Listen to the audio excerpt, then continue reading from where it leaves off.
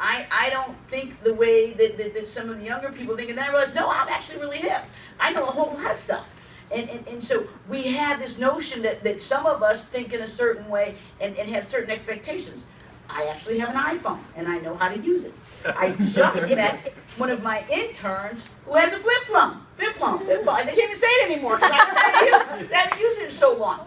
But we got to start thinking that it's not going to be the algorithm; it's going to be the people. And when we take out the people, we get the algorithm, and that's the problem. So as much as we want to talk about how we're going to do this, without us individually ensuring that privacy matters to everybody, and the biggest piece of this whole thing is they are making determinations about us and we don't even know what the determination is. We have no control over the data. Well, I think an even more disturbing problem, and this is what drives me crazy about this, is that I always thought that the concept of justice is an attempt to get as close a fit as possible to a specific individual case or person.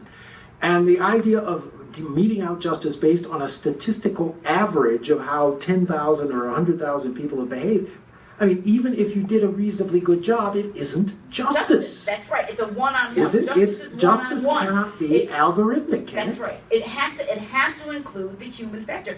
What do we know about drugs today in terms of our war on drugs, and when we told judges they could no longer make determinations, right? We said 3 strikes, you're out, it doesn't matter.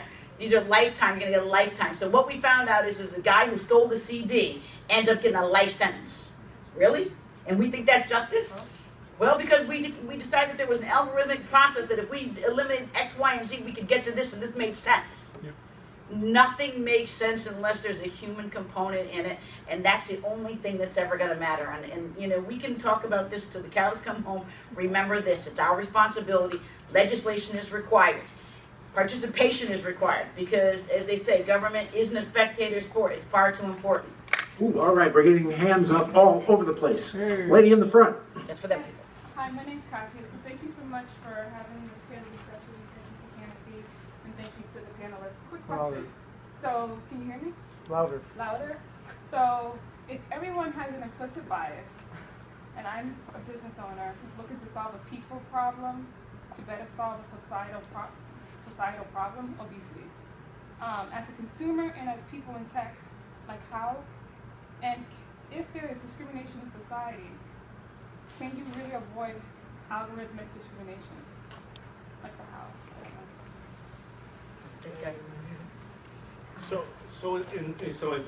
In some ways, you hope there is. You're not talking about an end. So, you know, if you're talking about better information, so in the criminal justice situation, I mean, that algorithms being, you know, the legal process is an algorithm, right? And the logic for presentation of evidence and weighing evidence is an algorithm. And so you want to say, can you have better data and better transparency of data that informs those processes? And the answer is probably yes. You want to make sure it's not misused. Same thing in the situation of commerce, right? And so Black Girls Nutrition, shout out to Black Girls Nutrition, and your efforts to combat obesity. In some ways, you know, the way I look at some of these things is, can we make some of them better now and continually, right? So as we know, as my mother used to say, when you know better, you do better, right? And most of the time I knew better and got in trouble because I didn't do better. But I would say that in some ways we know a lot about these issues of equity and justice. We know a lot about these issues of how things work better for people to make the products and things better now. Convincing people that they don't have to choose. I don't know that I want to pit people against the businesses. There are a lot of startups in the city who have double and triple bottom line businesses, and they're trying to figure out, can I have an economic model for solving problems where I don't take all the cookies, right? And can I get investors who were not interested in 3 houses that they never visit, right? They're saying, can we build, my challenge is, can I build companies that impact the world and take a little bit or even a lot, but not all of it, and in this way. And I think there are a lot of companies in the country that are struggling with how do we do that. So I think there is a way to say, maybe not for all time with the magical algorithm that solves it, but can we have a goal of making things better and correcting them where we see them and put in place processes that do a better job of planning from the beginning. Nobody has asked anything about gerrymandering yet, and I gotta get the gerrymandering guy in here because I think that is one of the really fascinating questions involved here. Because how, as I'm sure you know, this idea that you could solve the problem by doing the ultimate perfect computer-generated map of every voting district in America has real problems, as witness the relevance of the Voting Rights Act, where you're supposed to have a certain amount of gerrymandering in the law.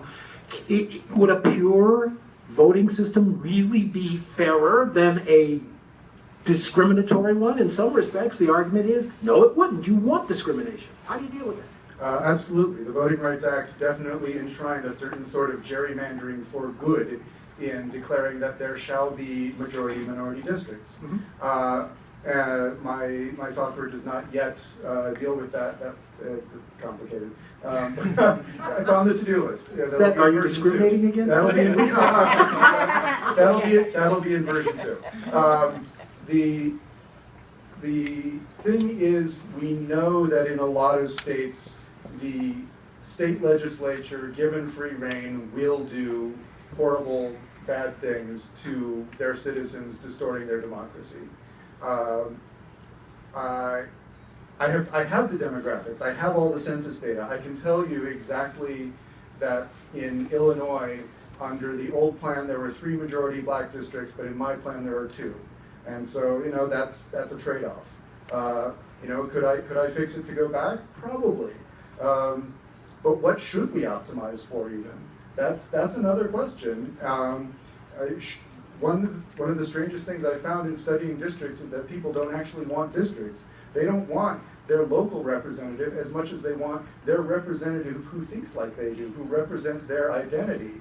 And so that's a completely different problem, and trying to achieve that through carving up the map in different ways is a poor fit. So I don't think we should try to do that, and we should try to get that via other means. Like, there's a system called proportional representation, which we could try in a state. It would require a major constitutional amendment to a state to try. It would be fascinating. I'd love to see it happen in one of the laboratories of democracy in some state. Until then, I still think that an ideal district is a locality, a local region, because that region has something in common, whether it's agriculture or mining or industry, or it's a very urban district or something. And aside from that, we should just have more democracy. Maybe we should have smaller districts. Maybe we should get hyper-local, so that you have a representative for every 5,000 people that goes up to some level of representation. For years, the fairer thing would be to make the U.S. House of Representatives 2 or 3 times its current size. That might actually be better. Yeah, it got locked in its size in the early 1900s, and the country is 100 times more populous now. So, we are not representing ourselves. Congress, that's what hell will look like. You know that. Right. It'll be at different levels on this nefarious. Yeah. Okay. No, gentleman back there. I think he was up there. I think he is. So you guys gave the example of Amazon missing the fact that they were accidentally racially discriminating with one-day delivery. When designing an algorithm, do you guys have any techniques in mind that you could use to think ahead of oh crap, I'm accidentally discriminating? So for Amazon, first of all, it's a technological matter. We literally put people on the moon. This is right? Kid stuff. We literally put people. We fly in airplanes. So if there's money in it, someone can figure it out, right? Bottom line, of course. So as a technological matter. Technology. I'm sorry, I should interrupt your answer, but you know as well as I do, this wasn't about technology. No, These are a bunch of guys sitting in Seattle around a map. Right. Well, they had no idea probably who were living in these neighborhoods. I think that's right. They had no idea. So that's a limitation of technology. But right? they didn't ask the question either. They didn't ask the question. Now here's the thing is that when there's a memo that says we're excluding this group, the first question I would be asking is, who's that group? Yeah, I think that's right. They weren't thinking who's that group. They were thinking what zip code is it? They didn't even think about people. Not to defend not to defend them, but just to play devil's advocate, I mean, that's not really their job, right? I mean, it's their job only to the extent that they might get sued. Right? and that's important, and that's a failure of their legal department. But you know, I don't know if you've heard people talk about like privacy by design, right? Like when you're developing these products, you have to think about like the impact on consumers' privacy, like fairness by design, right? Like, can't we start thinking of these things? And maybe this is where we're going, right? Maybe I'm being naive, but you know, as implicit bias becomes more of a sort of everyday term. Maybe those in the know will start thinking, and maybe there'll be a way to expand the market and improve your bottom line. But I don't think you're going to see companies thinking about this until it starts to improve the bottom line. And you know, or until they start having to deal with threat lawsuits, or until they get sued. And so, you know, from my perspective, what can we do to advance the ball? Well, we can try, and it's challenging, to be frank, but make an example. Say, this practice, what you did, not pinpointing Amazon, but what you did here is illegal. And it takes more than us saying it. You got to get a judge to agree. And that is, I think, a legal problem. There's a political problem embedded within that. There's a resource problem. Is this something state government can take on? But I think until someone, until a company sees that it's going to get sued and lose a lot of money and take that reputational hit, or until a company realizes they can make money off of this, they're not going to do it. That's the problem. It's not a technological problem. It's going to be easy to figure that out. Oh, it's even more basic than that. And I'm shocked that nobody mentioned the obvious thing. Suppose a black person from Boston just happened to be working there. Yeah, no shit. He'd have known. Yeah. I mean, that's what I was going to say. There's a case too. I forget if the company's Google or Facebook, but they were working on their facial recognition algorithm, and nobody in the office, yeah, it's Google. Nobody in the office was black, turns out, who was working on the facial recognition system, and they were just testing it on each other. And so then when the thing went live, it was like wildly inaccurate in terms of identifying black people. That's not the one that was identifying gorillas as black people, was it? Is that the one? I think it was, yeah. Like, it just completely horrifically offensive stuff was happening. And the reason for that is exactly what you're saying, which is that there were no black engineers in the room. So, you know, when people say, like, diversity in tech, or we need, like, more representation, it's not just because people want to feel good about themselves, even. It's because that's how you make a good product, right? I mean, also, besides being the right thing to do. Okay, yeah, I think you were next, ma'am. Yeah. Hmm? So you mentioned that kind of the precursor, okay, I'm trying, yeah. The precursor to this issue of algorithmic discrimination is at the data collection step. I think Sarah mentioned this. So with the Internet of Things, with the growth of tech in general, we're just seeing that problem magnify, right? There's more data collected at different points in people's lives. Your refrigerator is connected to the Internet, you know, all kinds of things. I don't really, you know, I'm wondering if any of you have any solutions, I don't know that there are any at this point, to how we can move up fairness, protection, privacy along that supply chain, maybe with Epic, you know, how can we start addressing these problems earlier, basically? And are any of you doing work related to this? Yeah, sure. So there are ways to do it. You know, privacy-enhancing technologies, building them in from the beginning. And we're talking about privacy by design, thinking about it when you're building the product, not after you realize that you've collected far too much information, or after you get sued, or after you get a call from the Attorney General's office. So that's one way to do it. And the other way to do it is consumers need access to the information that is being held against them, you know, or being held about them.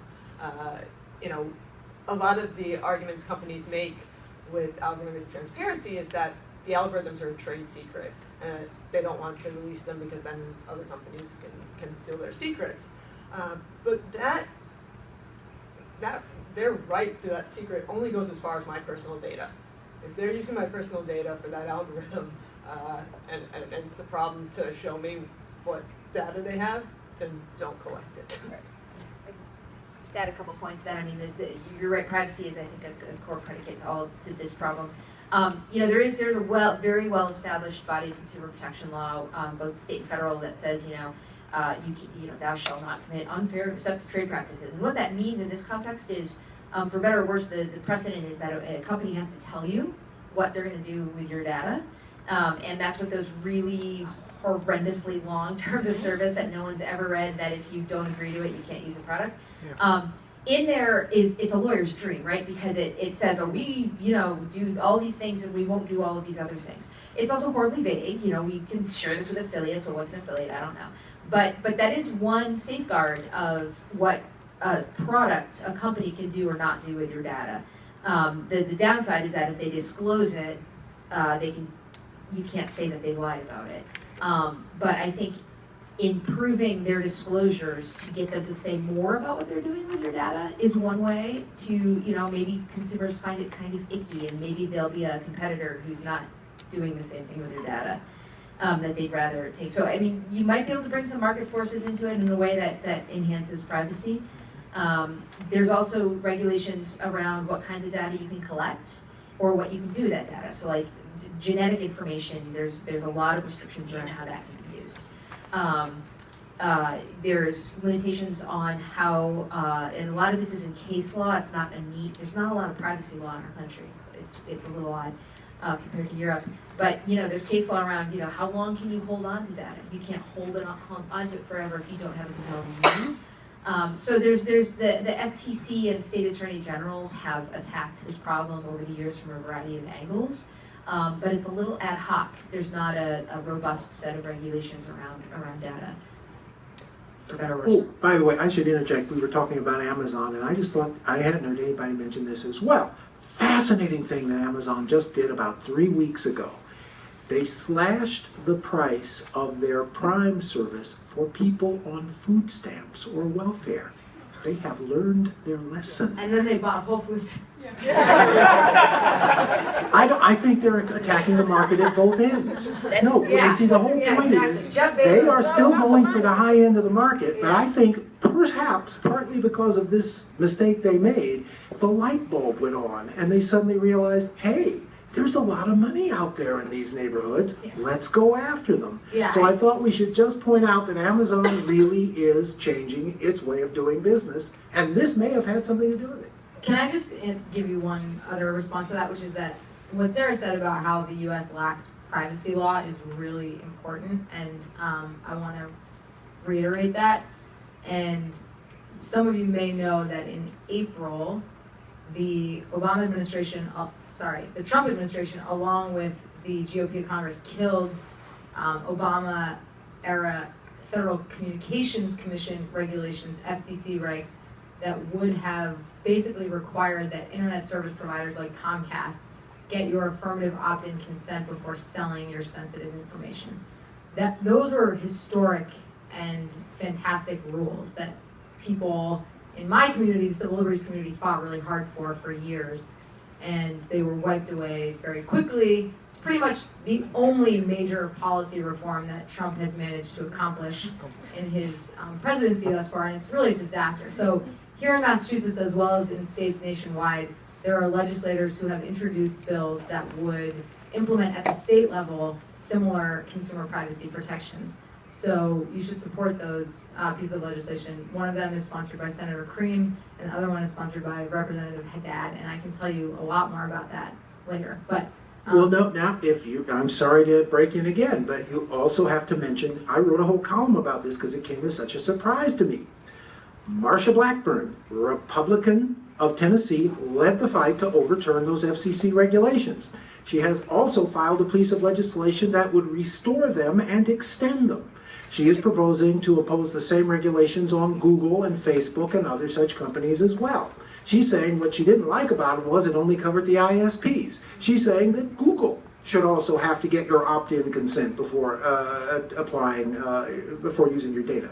Now, the devil is in the details, and we need to look at this law. But it seems to indicate that there are some people on the Republican side of the aisle who are interested in doing something about it. I have to say, with all due respect, that's like telling a 3-year-old, no, you can't have ice cream, but I'm going to buy you a ticket to the moon. Like, it's because you don't think it'll pass. No, not a chance. Not a chance. I mean, that's an ISP talking point. The idea that the reason that these regulations are unfair is because they don't apply to the Google. It's not just a talking point. Google is literally making billions from its ability to do this. But And they want to get a share of that money. That's not just a talking point, that's real money. Right, I don't pay Google, nor do I have to use Google to get on the internet, which distinguishes Google from Comcast. And furthermore, I mean, what Mike Capuano, my representative of Dorchester, said about this issue on the floor of the House is absolutely true, which is that we should not, in an effort to raise the bar, eradicate the bar, right? That's Well, no, I happen to agree with you. I don't think the regulation should have been overturned. I'm just saying that it is interesting that legislation is on the federal level also being put through. The question, as you point out, is whether the Congress will pass it. I actually think there's enough bipartisan concern about privacy in this country so that if people really pushed it, I think you could get enough Republican votes to get something like this passed. I think so, but One of the cool time things will about tell. privacy is it really is a nonpartisan issue. That's what I mean. It really has, you know, like I think there's a liberals fighting and chance it would pass. libertarians. Yes. You know, Epic gave an award at the same dinner to Ron Wyden and Rand Paul. Right. So. Okay. Wait, can I just want to, while you're holding it, you talked about Amazon and you said that they may have learned a lesson and now they're targeting the people that they were essentially, right. that they shouldn't have been. But I want to remind you the last time that I would call that affirmative marketing to emerging markets. What are emerging markets? They're the other people. They're the black people and the brown people. We're emerging now because we got a couple of dollars. When we got a couple of dollars, what do? They target us for first-time home buyer programs. And then they destroy the entire economy, okay? Because what they did was they said, okay, well, here's what we're going to do is we know that the government is going to give you some money so that you can be a first-time home buyer. And then we will actually create predatory loans. We will rip you off. We will take everything you have. We will destroy your communities because we will suck out all of the capital based on home ownership, which is ultimately what happened. Well, Everyone wait. forgets about How, that. I'm at a loss to see how offering Amazon Prime in Roxbury is going to destroy No. What you were saying was that they got an idea and now they are providing. They lowered the rate for people with EBT cards so that they could participate. Yeah. And my point is every time that money there's an off of them, affirmative. let's be honest, so they can make money off That's of exactly right. And my point is every time that they go to make money off of emerging markets, we could. There is an important sense It in doesn't work which well for us. It doesn't end well for us. this is the fate we all have to face, black people have to face. You are making an important point, because sure enough, if Amazon starts aggressively marketing in black communities, a lot of local retailers could be harmed. That's a fact. You're right. But would you prefer that they not? There's the conundrum. It's water or pee, your choice. Yes, sir. Yes. Okay. My name is Damola, and I'm quite intrigued about discussions relating to the ethics of artificial intelligence or algorithms. And I just really want to, I know we've had a whole lot of theories, there are several theories, so I just want us to really get much more practical. If you're told to quite recommend certain ethics or tenets by which AI or algorithms should work by, what would you really recommend? You know, what are the practical things that really should, that are not so easily technical, but people can really understand that this is exactly what we really want. Then I think the second thing will be from the consumer angle. How can end users, people like you, how can end users really measure accurately and simply when the social economic impact of AI or algorithms, and when they need to make decisions, or when they need to make reports that there are damages, where do they go? So those are the two things I really think we should do. Yeah, I mean, I think a lot of it comes down to what they're saying about a lack of U.S. privacy laws. You know, transparency is really important in algorithms, but the problem is if you just make them transparent, they're not going to be, that information isn't going to be useful to a large segment of the population. So, you know, perhaps we need laws where these algorithms are being audited. You know, there's a body that audits these algorithms, make sure that they're fair, make sure they're transparent. So a lot of it comes down to the need for stronger U.S. privacy laws and data protection laws. Epic has long advocated for a U.S. data protection authority, and I think it's long overdue. I would just say briefly that we need civic technologists. I mean, we need, you know, there's 20, 30, I should say, 40 years ago, when you went to law school, basically you had like two career opportunities. You could be a government lawyer or you could be a corporate lawyer. And that was it. And there was an intentional plan to cultivate at law schools the notion that there could be a third option of a public interest lawyer, right? And now people actually see that as a possibility when they go to law school. I could be a public interest lawyer. I could work for the ACLU. I could work for a housing organization. And we need the same thing to happen with technologists, frankly. Now, when technologists go to computer science school, they often think, I have two possibilities. I could work at Google or Facebook or a startup, or I could work for the government, like the NSA or the US military. And there needs to be a third option. There has to be a civic technologist, training program, and then after that, a path to jobs in the public sphere, the public interest sphere, so that people who actually have the capability to do this kind of work, to test the algorithms, like Katrina is saying, have jobs and a salary so that they can do that. Yeah, I don't have the answer to those are really big questions. I think we're all going to have to stumble through it to derive what is the right ethical thing to do. But I think from a consumer perspective, like how do we? A lot of times I feel about this privacy issue and the discrimination, algorithmic discrimination, sort of like global warming. Like it gives you a really sick feeling, but you're sort of like, I don't know. It's just happening, and I can't do anything about it. But I think one thing that I think is kind of an interesting thing to think about is this is underscoring how imperfect the market really is in terms of when I go buy a car, I can see the car, I sort of have a general sense of what it's worth because I can sort of see what other people have paid for it. And I know I'm negotiating, right? Like put on my game face, I'm gonna wear ripped jeans or whatever I'm gonna do. I know it's a transaction. But I don't know that when I go on Google and I start searching for certain types of shoes, and all of a sudden, or if you buy a car online. Or right now, all of a sudden, the company knows more about me than I knew. That I didn't even know we were negotiating. I would have done something different. I would have behaved differently in commerce if I knew that this was going to result in a materially different price or term or something. And that goes against a core consumer protection issue, a core fair competition issue. You need to know that you're negotiating because you'll give up certain information and you'll keep some cards. Are you talking about something as simple as just going on and doing the search and having the tracking cookie follow you? They actually are doing pricing based on pricing discrimination. Are you going to see the same price at Home Depot if you live far or close? So, is this illegal? Well, if it's not on the basis of race or some other protected characteristic, yeah, it's totally legal. But I think there's a fairness question, how much is my data worth? I want to know how much are these companies making off of me right now? $1,000. And am I getting subsidized? Is the price you're giving me getting subsidized? Because all of a sudden a transaction with Amazon is I'm not just giving them money. Well, all you have to know is that Google took in $90 billion last year, virtually all of it from advertising. The way I feel is that tells you what your data's worth. That's my data, but at a transaction level. Because we're paying for stuff right now, and the big promise of all this big data is that it's going to make the market more efficient. We're going to pay less. Really?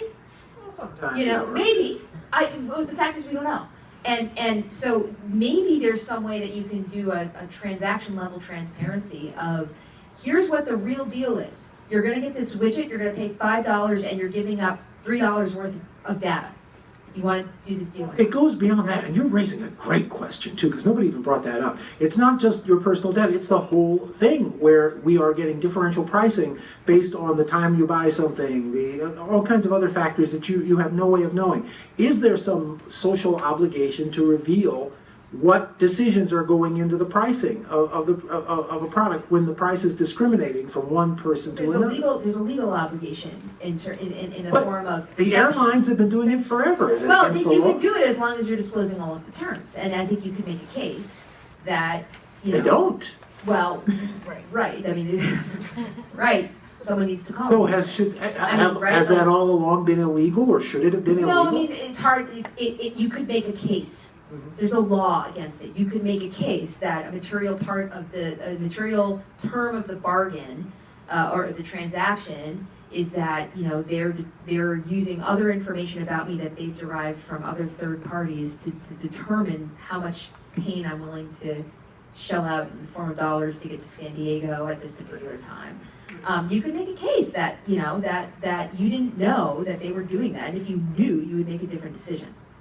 You'd have to prove it in court, you know, there's all Which is kinds why of we need issues with civic that. technologists. But you could make a case that if a material part of the deal is your data being derived from other sources, that's not telling the consumer that is a material omission that amounts to deception. I don't know if you win, but you could find a lawyer to make that claim, I think. Because now it's not just the airline industry, as we have seen. Just about anything you buy online now is priced that way. If you think you're getting this, you and I get the same price when we look up the same item on Amazon, you are often dead wrong. Huh. So is that something that that is algorithmic discrimination, isn't it? Absolutely, yeah. And maybe that's something It's that called personalized pricing. Yeah, right. Yeah. And it makes a lot of economic sense. I don't know why we should have been talking about that all You the can time. find it makes economic sense if you think of pure supply and demand. Some people are going to pay more than others, and the holy grail is to find those people at the exact right moment. But what is it based on? Is it based on something that would have a disparate impact on a group of people? Right. I mean, at the end of We the don't day, know, do when we? we started buying, when you go to a car dealership, right, that, and I've done this enough with my husband, where they come in and the guy starts selling to my husband, and I laugh, I'm smiling, I'm rocking and rolling, he's telling my husband all the things that are on his side of the car, that the other side doesn't have any of those things, and I look at him, and I get to the point, I'm like, sir, I don't know why for the last hour you have wasted your entire time having a conversation with my husband about the purchase of this Jeep, when I'm the one holding the wallet. Right? I mean, again, there's a notion that we, and oftentimes women don't know, and they don't know that they're supposed to negotiate. How many women knew that you're supposed to negotiate for all these things? I was amazed that realizing that everything's negotiable. Right? It took me a long time to realize that. Anywhere you go, you can negotiate anything, anytime, anywhere, for anything. How many people know that? I don't think it's negotiable on Amazon. I bet you it is, and I will tell you this, I bought things and got it this long. That might be my secret. Back there, he's been waving his arm.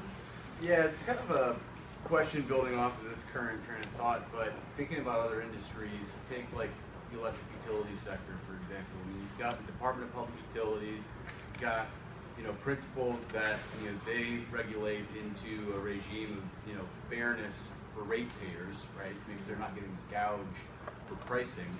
And there are also certain social goals that you can achieve through, adders on your utility bill and others, for, I don't know, energy efficiency or funding, climate change initiatives or something of that sort.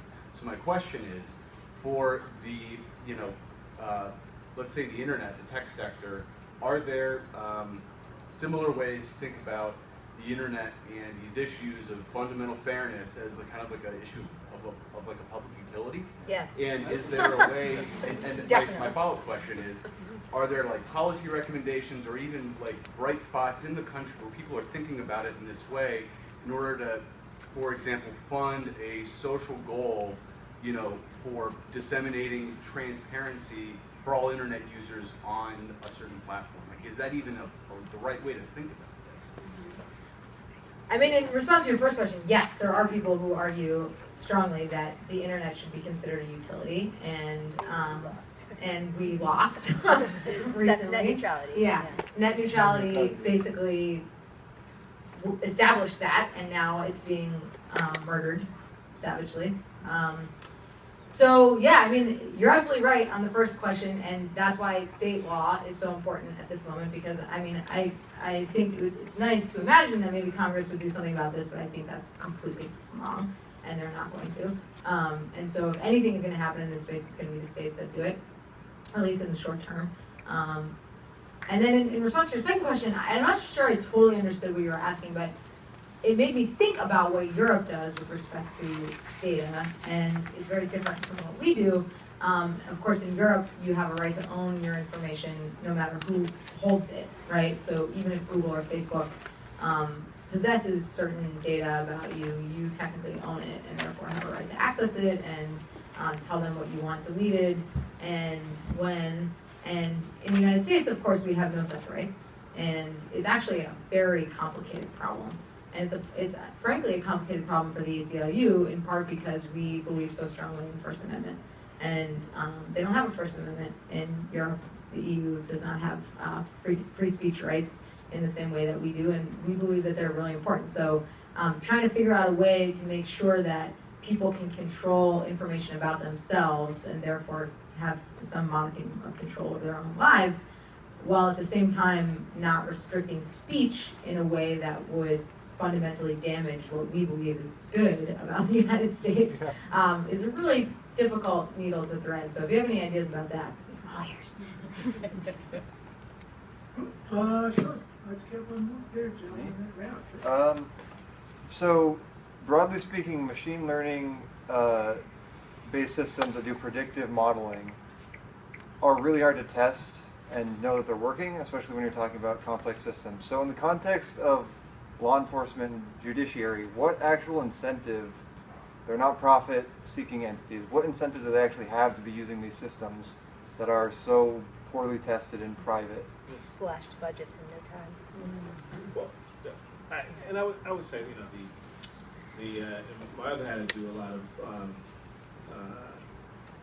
gang conflict resolution work. What does that mean? Advocacy for communities dealing with sometimes people who are swept up or trying to get out, or communities that are suffering from it. And so, you know, there are the slashed budgets, and then there are people who think that it's right, like they're trying to do policing, and if you follow the logic, sometimes it makes sense until someone says, no, that's not how any of this works, and look at the downside.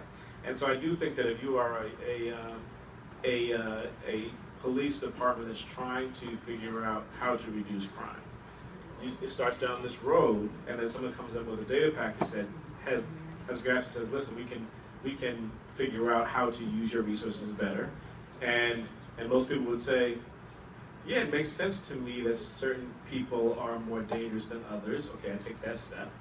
And then it just kind of goes on from there. And if you don't have anybody to stop it and makes you think about all the times you've made this mistake in the past from a legal and a policy standpoint, and the fact that math is not as predictive as the math as these people. You know, when you get the mathematicians in the room and you test them, it falls apart. I mean, but there's nobody in the room to your point of, you know, the people who are trained in technology to keep the technology folks and the policy folks often don't ask any questions. So I think you were talking about that. They don't ask any questions about the data. You know, so many people didn't realize that the parole algorithm software that they were using was highly correlated to where you lived and where you went to college. Mm-hmm. So what people started to see was these articles saying, well, this white woman, same crime, gets released. This other young black person, and they see the race part. They don't realize that, so the algorithm predicted that where you came from is where you had to go back, because who else is going to let you live with them? You have no place to go. Your community is higher crime rate with higher prediction that these people are arrested in this, and college educated means that you don't have somebody who says, oh, you just smoked weed? I just smoked weed in college, I never got caught. Right? You go back to people who say, no, you smoked weed, we can't hire you. Right? And so the algorithms were punishing people for where they lived and where they went to college. The policy people had no idea and never asked the question. Right? And so but there is an incentive to use things because they not only slash budgets, but they're trying to find tools that help them do their job better, and just don't understand the implications. By the way, I did a story about these algorithms, predictive algorithms for law enforcement, and I was told that they are not used in this state for things like sentencing or parole, but they are used when an inmate comes into the system to try to figure out what's the best program to put him in that'll give him the best chance of making it through his sentence without becoming a gang member or something. And I happen to think that that's an area in which those tools might turn out to be quite useful. Well, they might, but I mean, that's so the question of incentives. I mean, I think everything you said is right, and, you know, budgets maybe. There's also this way in which people who don't know very much about how systems like this work are almost like almost go into a trance of like, you know, like religious belief almost, you know, or like, this is magic. This is going to relieve me of the burden of doing my job, which is difficult. And these science guys, they come from Silicon Valley. They're right. They have to be right. My iPhone is so cool. And they made that too, right? So they're going to fix the criminal justice system. Brilliant. And that sounds silly, but I think there's really a lot of truth to that people are, especially people who do not know how these systems work, have almost like this religious belief in them that is really dangerous, in my view.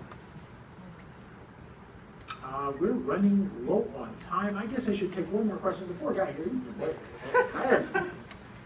So, I'm an extremist advocate for open source technology, but I work professionally in an industry that is incredibly proprietary with its information. And I often find a dichotomy between keeping that information private and making use of it, but still providing transparency because it's necessary to promote transactions and trade and the usefulness of that data. In regards both to proprietary data and algorithms used by corporations, as well as data such as gang databases that in some ways need to be kept out of public eye by the police department in order for them to be able to effectively do their work. How would you propose ways of being able to have transparency into the workings of these algorithms, as well as the effectiveness and completion of these databases in terms of being a reputable source of complete information, in order to ensure that privacy is being upheld, ensure that there is a method to potentially repeal or appeal some of these inclusions of, say, yourself or attributes that have been placed to you in these databases, and ensure ownership has been, and wishes of individuals, such as in the EU situation, has been ensured and maintained. Is there a process that you see going forward, or a way to implement these auditing systems while retaining that element of proprietariness through NDAs or other types of yeah, I mean, so there's a good body of federal law that, like I mentioned, around Equifax and Experian and all of the other credit reporting bureaus, consumer reporting bureaus out there, that would not, this isn't a perfect fix by any means, but at the start, they don't apply to the vast majority of companies doing this. They only apply to consumer reports, which are like legalese and sort of sliced and diced in a particular way. But one of the things they require is a company has an affirmative duty to verify or to maintain the maximum possible accuracy of the data within it. And it has to give the consumer a right to see the data within it and to correct the data within it and dispute errors. Not even remotely perfect for the issues we're talking about, but man, that would be a nice start if you could just put those minimal procedural obligations down on these companies to say, if you're going to use an algorithm that feeds off of consumer data, you have to give the consumer a right to sort of see how that algorithm is judging them, make sure that the data within it is accurate, and you have to give them a chance to correct it. How about and you have an obligation to not just accept that on face value, you have to independently, make sure that it's accurate to some minimal degree. So how about some kind of independent commission or some organization, almost like a special master or something, who would be sworn by the court to give an accurate testimony and would be allowed to see this trade secret data and verify whether it worked? Would that be a possible solution? Sure. I want to go home, and apparently so does everybody else. I think it's about 9:30, and I think it's time to wrap this up. No, we've had enough questions. You want to talk to them? Talk to them as they leave. Talk to me as I leave. Anyway, it's been great. It's really been a wonderful audience, and I hope we've shed more light than heat, and thank you very much for coming.